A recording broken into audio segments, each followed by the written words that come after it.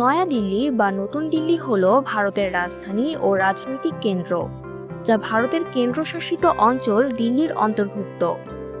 ধারণা করা হয় এই শহরটি দ্বাদশ শতকের দিকে তৈরি করা হয়েছিল। তবে প্রত্নতাত্ত্বিকদের দাবি অনুযায়ী দিল্লি শহরে বসবাস শুরু হয়েছিল খ্রিস্টপূর্ব ৬০০ বছর আগে। ইতিহাসের বিভিন্ন সময়ে দিল্লি বিভিন্ন রাজ্য ও সাম্রাজ্যের রাজধানী ছিল। বর্তমানে দিল্লি শহরটির আয়তন প্রায় ১৫০০ বর্গ কিলোমিটার। জনসংখ্যায় এটি ভারতের সবচেয়ে জনবহুল শহর, যেখানে প্রায় ৩,৪০,০০,০০০ মানুষের বসবাস। তবে বিস্ময়কর ব্যাপার হলো ১৯০১ সালেও দিল্লির জনসংখ্যা ছিল মাত্র ৪ লাখ।